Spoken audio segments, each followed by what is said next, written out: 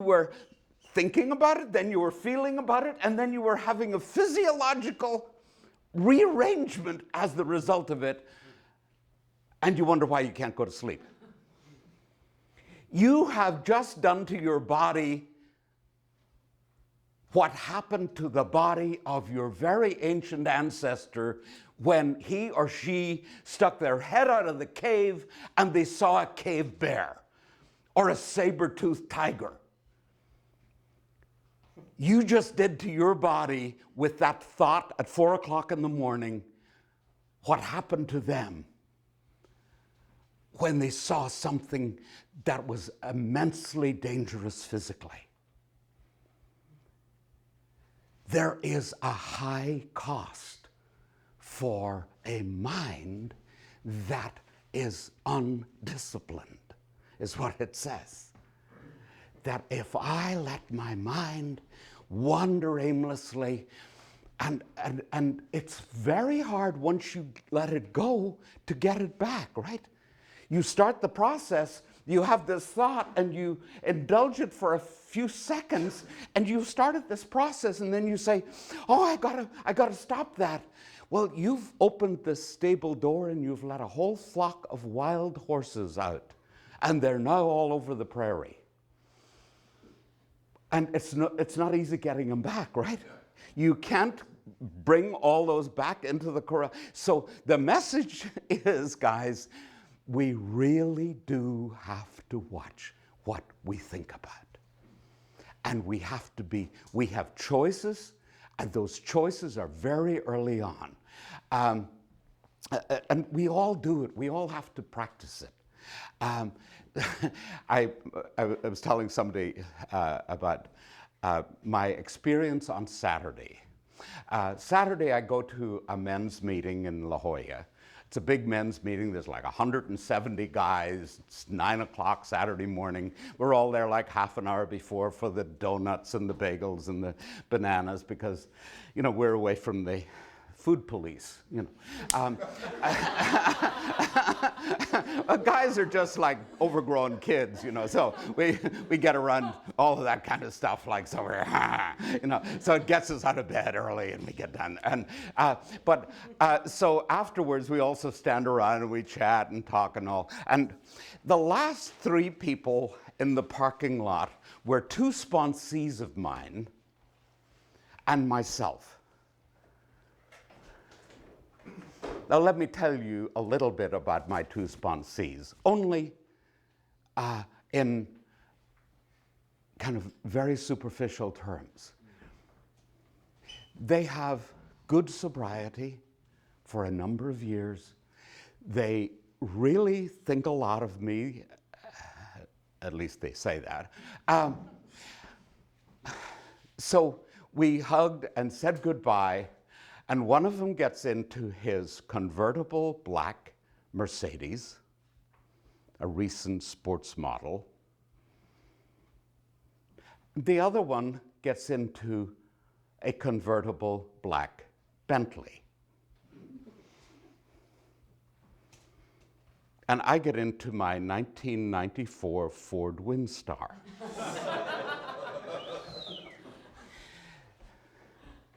It's very easy to think in a way that would tip me into poor me. And I really have gotten so practiced in it that that didn't last more than 25 seconds before I thought, I am so grateful for being sober and alive and healthy and able to help people. And it was like I started up my Windstar and it might as well have been a convertible Bentley. And I actually may have been feeling better than the guy in the Bentley, but that's just speculation. But you know what I'm saying? We have that tipping point in our thinking. We can either go with that negative poor me-ism and wind up, how would I feel if I went on with that? I'd feel depressed, and I'd feel, oh God, you know, it's not fair, you know, you get into all of that stuff. And you really, really Nobody's going to control our thinking for us but us. And we can't ever be in a situation where everything that's happening is positive. So if I don't learn this, I'm like an ice cube in a furnace when I go back out of treatment, because I'm going to be having the same reactions. I'm like a cork on a wave is often how they describe it. When things are up, I'm up, and when they're down, I'm down, right? As though I have no way of managing how I feel. And you know, this here is the beginning of the process. I have to learn to manage my cognitions. That's what cognitive therapy is about. It's about learning that I need to be very aware that how I am thinking about things determines to a very great extent how I'm feeling. And not just this book, David Burns, the doctor that I recommended, the book Feeling Good. And he makes it very clear. He says, not just that some of your feelings and your moods have to do with how you're thinking. He says, all of your moods are the result of how you're thinking. And so, you know, this is pretty important stuff. So what I want to do is just another little bit of bad drawing. And it's Epictetus makes that statement. It is not external events, right, that distress us, but our interpretation of how significant they are. Right, our interpretation of their significance. So if this is an external event, and this is me here, or any of us, okay, even have an ear. That's because it's being filmed. I decided to do an ear today. It's like, yeah. Okay, so here's this external event, right? We'll just call it X. I know you hated algebra, but let X equal to the external event.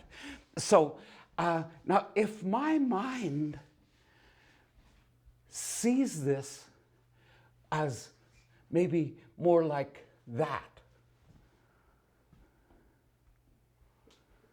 because of the way I'm believing or thinking or understanding or misunderstanding, like the guy who doesn't know how to work his phone and he isn't getting his messages. So which am I reacting to emotionally? Am I reacting to this, or am I reacting to my idea of what I am seeing? Yeah, I am totally reacting to my idea of what reality or a situation is.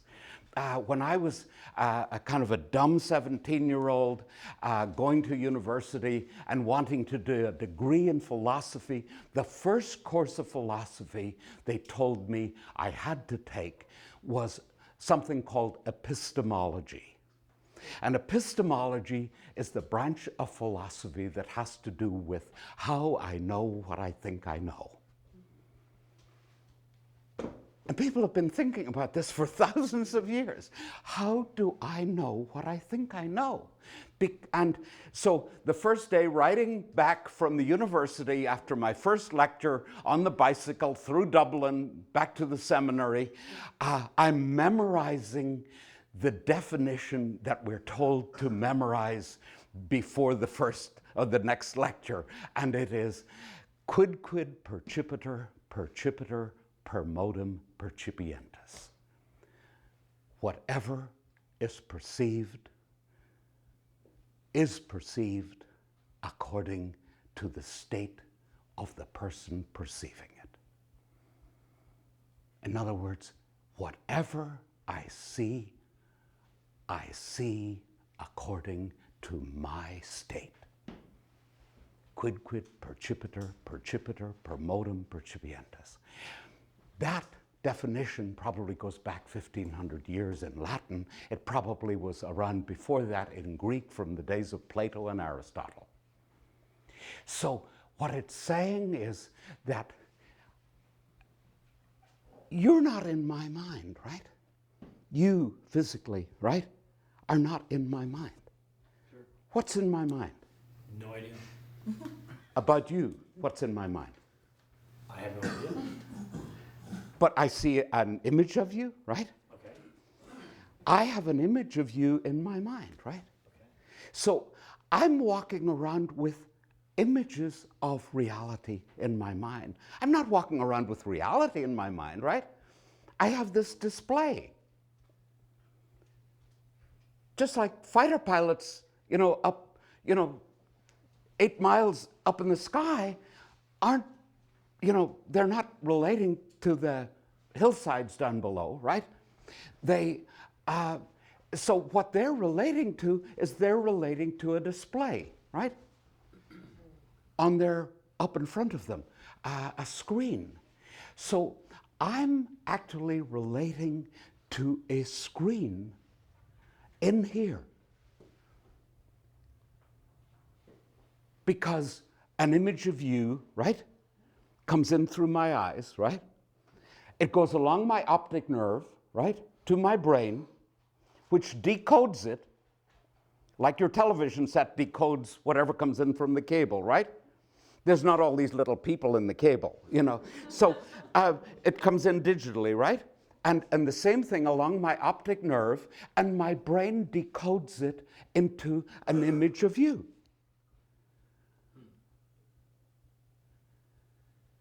So we're going through life relating to images of reality. There was a famous Irish bishop after whom the city of Berkeley is named. A little bit of trivia. He was the Bishop of Cork. And he was the one who made the statement, if a tree falls in the forest and no one is there, does it make any sound? You've heard that, right? Huh? Does it make any sound? Huh? Well, it does, nobody hears it. No. No. Because what is sound? Sound is like the vibrations of air in my ears, right? So that's what sound is. So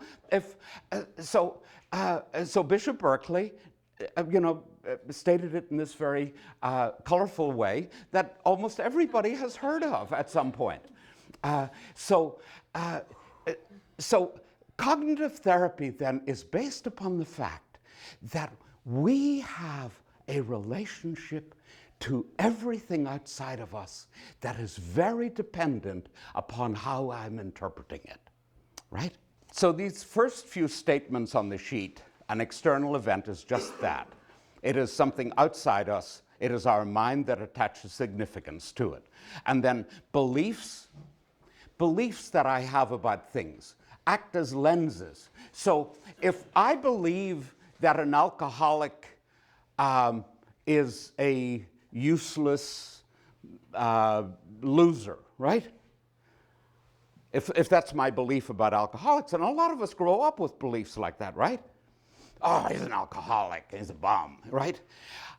And then, so what happens the day you find out you're an alcoholic? You're a bum, right? So your relationship to yourself and your feelings about yourself. I mean, who jumping up and down saying, great, I'm a bum, I'm a loser, I mean, our feelings about ourselves are completely influenced by what we believe about things.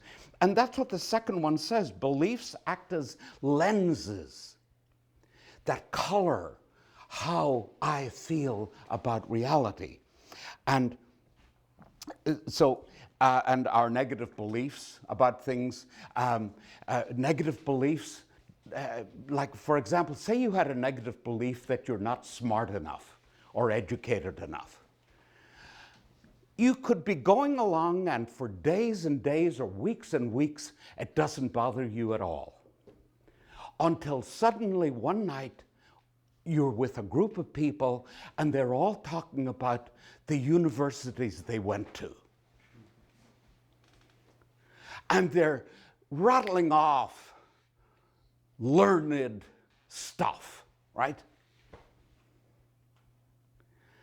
If you believe you are not smart enough or educated enough, you are likely to not feel really good in that company, right? Because you believe you're not up to their standard. So if I have a negative belief about myself, it can go along almost hidden until something happens and it gets activated by some circumstance.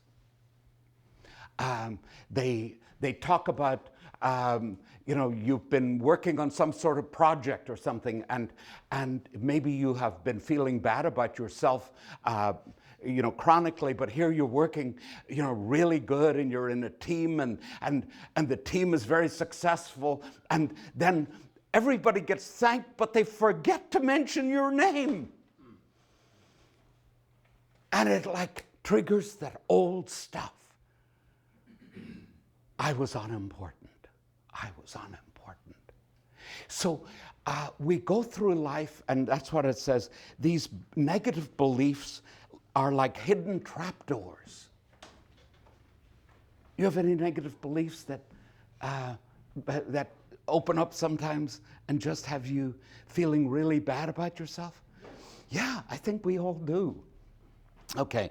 I have the power to stop being a victim of events. And then you see at the bottom of the page, it gives a range. It doesn't say that when you think differently about something, you're going to feel great about it. I mean, when you first find out you're an alcoholic or an addict, we often feel really pretty bad. So in cognitive therapy, one of the things that we like to do, and everybody now seems to do it, is you'll find a 3-column sheet. And at the top of one will be the circumstances or event.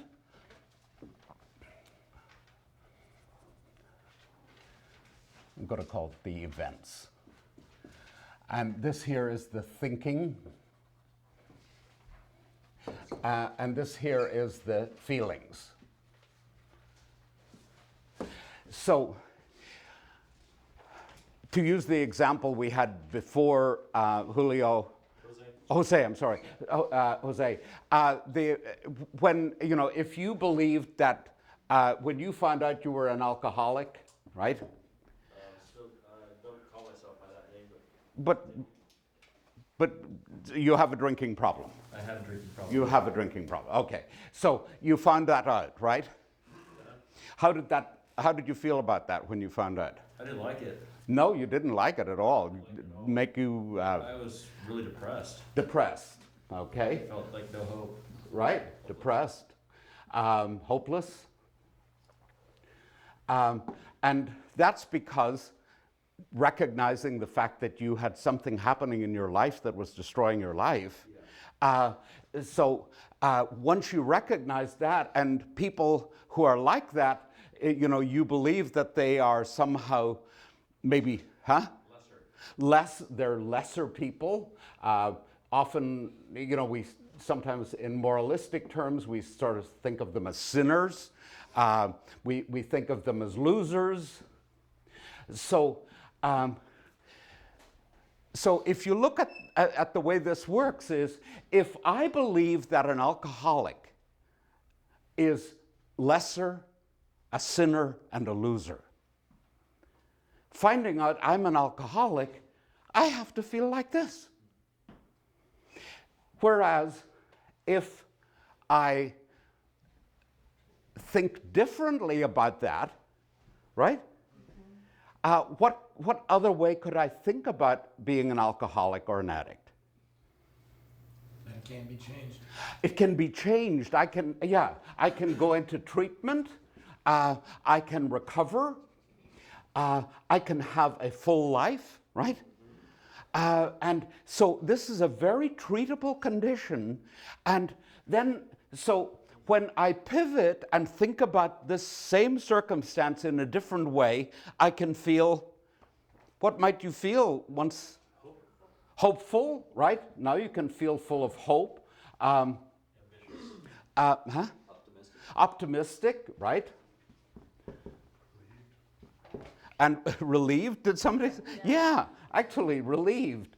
I'm not, my life is not over after all, and I'm not going in the tank. It's not all over for me. So, the change of thinking about the same circumstance can have me have a very different. Now, the thing at the bottom of the page says, you know, upset, neutral, and happy. So I may not be jumping up and down with joy at finding out I'm an alcoholic, even though it can be treated and I can't, you know, but at least it moves me along this continuum, right? From being upset about it to maybe neutral or maybe even a little on the positive side, right? So the way in which I think about things is extremely important. Now, there's two, if you go to page 2, we talk about two